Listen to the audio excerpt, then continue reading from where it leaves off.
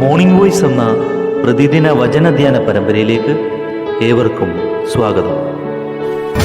കരുതുന്നവൻ ഞാനല്ലയോ, കലങ്ങുന്നതെന്തിനു നീ? കരുതുന്നവൻ ഞാനല്ലയോ, കലങ്ങുന്നതെന്തിനു നീ?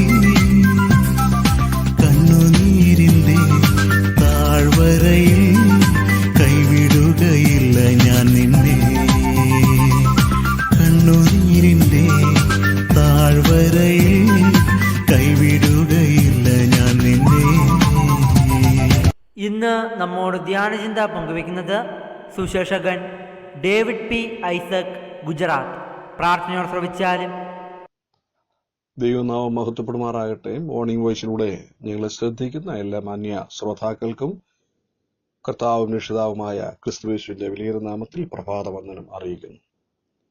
ഇന്നത്തെ ചിന്തയ്ക്ക് ആധാരമായി സങ്കീർത്തനങ്ങൾ 46:1, ദൈവം നമ്മുടെ സങ്കേതവും ബലവുമാകുന്നു, കഷ്ടങ്ങളിൽ ഏറ്റവും അടുത്ത തുണയായിരിക്കുന്നു.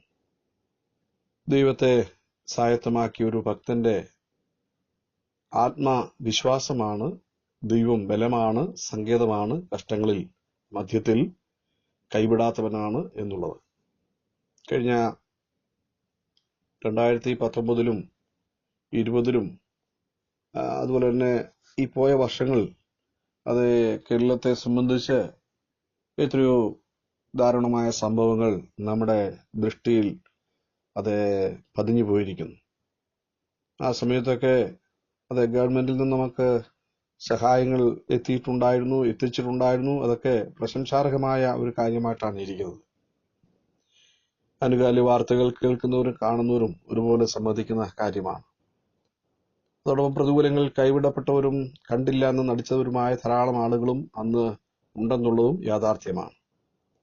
എന്നാൽ ക്രിസ്തുവിശ്വാസികളെ സംബന്ധിച്ചൊരു ആശ്വാസവും പ്രത്യാശയുമുള്ളത് പ്രതികൂലത്തിന്റെ നടുവിൽ കർത്താവിന്റെ കരുതൽ ഉണ്ടെന്ന് അത് നാം മനസ്സിലാക്കണം. കാരണം ബൈബിളിൽ നാം ഇങ്ങനെ വായിക്കുന്നു, എബ്രായർ 13:5-6 വാക്യങ്ങൾ, ഞാൻ നിന്നെ ഒരു നാളും കൈവിടുകയില്ല എന്നുള്ള ഉറപ്പ് നമുക്കുണ്ട്, കർത്താവ് തന്നിട്ടുണ്ട്. ഞാൻ നിന്നെ ഒരു നാളും കൈവിടുകയില്ല, ഉപേക്ഷിക്കുകയുമില്ല. ഇത് എത്രയോ ആത്മാർത്ഥമായ ഒരു ഉറപ്പാണ് വിശ്വാസിക്ക് ലഭിക്കുന്നത്.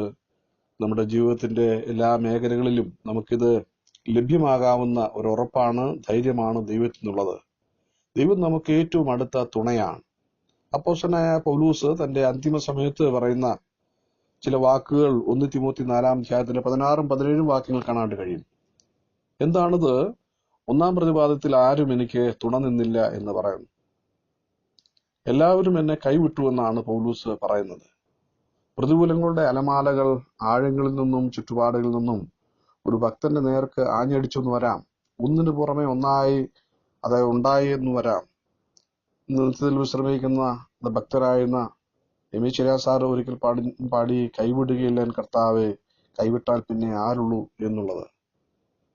ആ പാട്ട് അത് അറിയാവുന്ന ഭക്തര് അത് പാടി നിങ്ങൾ നോക്കണം. അതിന്റെ ഓരോ ചരണങ്ങളിലും ഒരു വിശ്വാസിയുടെ വിഷമതകളും പ്രയാസങ്ങളും ഒക്കെ അത് അറിയുന്ന ഒരു ദൈവമുണ്ടെന്നും, അത് മനുഷ്യനോടല്ല അറിയിക്കേണ്ടത്, ദൈവത്തോടാണ് അറിയിക്കേണ്ടതെന്നും, അത് എന്റെ ദൈവമോ നിങ്ങളുടെ ബുദ്ധിമുട്ടൊക്കെ മഹത്വത്തോടെ തന്റെ ധനത്തിനൊത്തോണം ക്രിസ്തുവിൽ പൂർണ്ണമായി തീർത്തു തരും എന്നുള്ളതായ ഒരു വലിയ ഉറപ്പ് കവി അതിൻ്റെ അകത്ത് എഴുതി വെച്ചിട്ടുണ്ട്.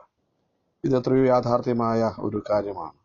പ്രിയ വിശ്വാസികൾ, എന്നെ ശ്രദ്ധിക്കുന്നവരെ, ഒരുപക്ഷെ നിങ്ങളുടെ ജീവിതത്തിൽ നേരിടുന്ന ധാരാളം പ്രശ്നങ്ങൾ ഉണ്ടായെന്ന് വരാം, രോഗങ്ങളും ദുഃഖങ്ങളും നിങ്ങൾക്ക് അടിക്കടിക്ക് ഉണ്ടായെന്ന് വരാം. ഒരുപക്ഷെ നിങ്ങൾ സ്നേഹിച്ചുള്ള പലരും നിങ്ങളെ കരുതിയില്ലെന്നോ കണ്ടില്ല എന്ന് വരാം.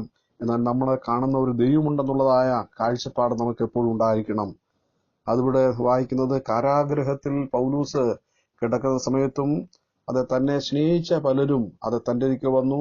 അതുപോലെ തന്നെ തന്നെ സ്നേഹിച്ച പലരും അത് തന്നിൽ നിന്ന് അകന്നുപോയി. ആ സമയത്ത് തന്റെ ഹൃദയവേദനകൾ എത്രയോ വലിയതായിരുന്നു.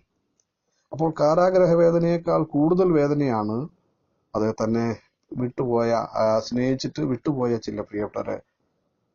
അവരുടെ പേരുകൾ അതിൻ്റെ അകത്ത് വളരെ വ്യക്തമായിട്ട് എഴുതിയിട്ടുണ്ട്. ആരൊക്കെ കൈവിട്ടു എന്നുള്ളത് 2 തിമോത്തി 4 പഠിച്ചാൽ ഒരു പഠിതാവിന് മനസ്സിലാക്കാൻ കഴിയുന്നത്, ദേമാസ് കൈവിട്ടു 2 തിമോത്തി 4:10, 2 തിമോത്തി 1:15 ആശയക്കാർ കൈവിട്ടു, പൗലോസും ഹെർമഗനോസും കൈവിട്ടു, പൗലൂസിനെ വിട്ടുപോയ ഒരുവൻ ആണ് പൗലോസ്. തന്റെ കൂട്ടുപ്രവൃത്തിയിൽ ചിലർ തന്നെ കൈവിട്ടു എന്നുള്ള ആഴമേറിയ ഖേദമാണ് ഇവിടെ പ്രകടിപ്പിക്കുന്നത്. പ്രിയരെ, നമ്മുടെ ജീവിതത്തിൽ കാർമേഘ തുല്യമായ പ്രശ്നങ്ങൾ ഉരുണ്ടുകൂടിയെന്ന് വരാം, ആകാശം ഉരുണ്ടുകൂടിയെന്ന് വരാം, സൂര്യൻ മറയട്ടെ, ഇരുൾ പരന്നു കൊള്ളട്ടെ. എങ്കിലും കടലിൽ 4-ാം യാമത്തിൽ എത്തിയ ആ കർത്താവ് ശിഷ്യന്മാരെ ധൈര്യപ്പെടുത്തി അവരോട് പറഞ്ഞു, ഭയപ്പെടേണ്ടത് ഞാനാണ്, ക്രിസ്തുവാണ് എന്ന് പറഞ്ഞു. അവനോട് ചേർന്ന് കർത്താവിനെ നമസ്കരിക്കുവാനായിട്ട് ഇടയായി. മത്തായി 14:23 വാക്യം വായിച്ചാൽ നിങ്ങൾക്കറിയാം. മത്തായി 14:23 ഔട്ട് വാക്യങ്ങൾ വായിച്ചു വരുമ്പോ കർത്താവ് ആ കടലിൽ വരുന്ന സമയത്ത് 4-ാം യാമത്തിൽ അവൻ കടലിന്മേൽ നടന്ന് അവരുടെ അടുക്കൽ വരുന്ന സമയത്ത് ശിഷ്യന്മാർ കണ്ടു, ഭ്രമിച്ചു. അവർ നിലവിളിക്കാൻ തുടങ്ങി. യേശു അവരെ ധൈര്യപ്പെടുത്തി, പേടിക്കണ്ട, ഞാനാണെന്ന് പറഞ്ഞു. പത്രോസ്, കർത്താവെ, നീ ആകുന്നുവെങ്കിൽ ഞാൻ വെള്ളത്തിൽ നിന്റെ അടുക്കൽ വരേണ്ടതിന് കൽപ്പിക്കണമെന്ന് പറഞ്ഞു. വരിക എന്നവൻ പറഞ്ഞു. പത്രോസ് പടകിൽ നിന്ന് ഇറങ്ങി യേശുവിന്റെ അടുക്കൽ ചെല്ലുവാൻ വെള്ളത്തിന്മേൽ നടന്നു. എന്നാൽ കാറ്റ് കണ്ട് പേടിച്ചു മുങ്ങി തുടങ്ങിയാൽ കർത്താവ് രക്ഷിക്കണമെന്ന് പറഞ്ഞു. കർത്താവിനെ രക്ഷിച്ചു. 30-ാമത്തെ വാക്യത്തിൽ ഒരു ചെറിയ പ്രാർത്ഥന, ഈ മുങ്ങി തുടങ്ങുന്ന സമയത്തും ഒരു ചെറിയ പ്രാർത്ഥന. എന്താണ് പ്രാർത്ഥന? കർത്താവെ രക്ഷിക്കണമേ, ലോർഡ് സേവ് മീ. അപ്പോൾ ഒരു ചെറിയ പ്രാർത്ഥനയിൽ അവനെ ഉടനെ കർത്താവ് രക്ഷിച്ചായിട്ട് വായിക്കും.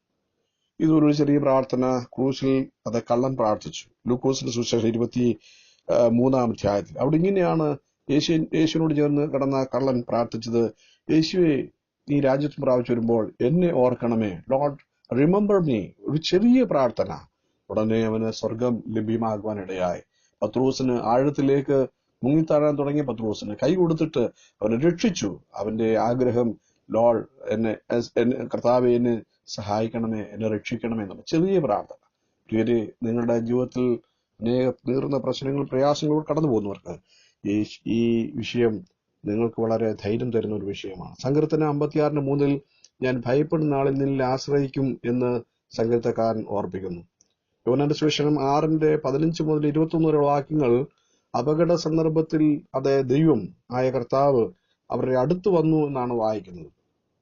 സന്ധ്യാസമയത്ത് ശിഷ്യന്മാർ പടക് കയറി കടലക്കര കഫർന്നഹൂമിലേക്ക് യാത്രയാകുകയാണ്. ഇരുട്ടായ ശേഷം യേശു അവരുടെ അടുത്ത് എത്തിയിരുന്നില്ല. കടലിൽ ഭയങ്കരമായ കൊടുങ്കാറ്റുണ്ടായി. കടൽ ക്ഷോഭിക്കുവാൻ തുടങ്ങി. ശിഷ്യന്മാർ പേടിച്ച് യേശു അവരുടെ സമീപത്ത് എത്തി. പേടിക്കേണ്ട എന്ന് പറഞ്ഞു. 2 ശിഷ്യന്മാർ ദൈവത്തിൽ പരിപൂർണ വിശ്വാസം അർപ്പിക്കുവാൻ കാരണമായി തീർന്നു. ഇസ്രായേൽ ജനം ചെങ്കടലിൽ കൂടെ കടന്നു വരുമ്പോൾ വലിയ സംരക്ഷണം കർത്താവ് നൽകി. പുറപ്പാട് പുസ്തകം 14:24 രഥചക്രങ്ങളെ തെറ്റിച്ച് അവരുടെ ഓട്ടം പ്രയാസമാക്കി ദൈവം അങ്ങനെ ഇസ്രായേലിനെ രക്ഷിച്ചു. 3 ഭയപ്പെടാതെ ദൈവത്തിൽ ആശ്രയിപ്പാൻ. ഈ 56-ാം സങ്കീർത്തനത്തിന്റെ 3-ാമത്തെ വാക്യം നമുക്ക് വളരെ ഉറപ്പ് തരുന്നതാണ്. നിരാശയോടും ഭയത്തോടും മരണത്തോടും മല്ലിട്ടവർക്ക് യേശുവിന്റെ വാക്കുകളിൽ ആശ്വാസം കണ്ടെത്തുവാൻ കഴിഞ്ഞു. കൊടുങ്കാറ്റും തിരമാലയും പടകിലേറി അടിച്ചിടുമ്പോൾ ക്രൂശിൽ നോക്കി യാത്ര ചെയ്തും ശാശ്വത വീട്ടിൽ എത്തുവോളം എന്ന് പാട്ടുകാരൻ എഴുതി വെച്ചിരിക്കുന്നു. നാം എല്ലാവരും ശാന്തമായ തുറമുഖത്ത് എത്തും. എന്റെ കാന്തനോട് ഏറ്റവും അടുത്ത് എത്തും. ദൂരം അധികമില്ല എന്ന് പാട്ടുകാരൻ എഴുതി വെച്ചിരിക്കുകയാണ്. പ്രിയരെ, നമ്മുടെ ജീവിതയാത്രയിൽ കാറ്റും കോളും തിരമാലകളും ഒന്നൊന്നായി വന്നേക്കാം. എന്നാൽ നമ്മുടെ പ്രാണനാഥൻ നമ്മോട് കൂടെയുണ്ട്. ഞാനോ എല്ലാ നാളും നിങ്ങളുടെ കൂടെയുണ്ട്. ഈ പ്രസ്താവന എത്ര ധൈര്യം തരുന്ന ഒരു പ്രസ്താവനയാണ്. ഈ പ്രഭാതത്തിൽ ഈ കേട്ടതായ ഈ വചനഭാഗങ്ങളും ഈ ചെറിയ ആലോചനകളും നിങ്ങളുടെ ക്രിസ്തീയ ജീവിതത്തിൽ ഒരാശ്വാസം ലഭിച്ചെങ്കിൽ കർത്താവിന്റെ നാമം മഹത്വപ്പെടുവാൻ കാരണമായി തീരും.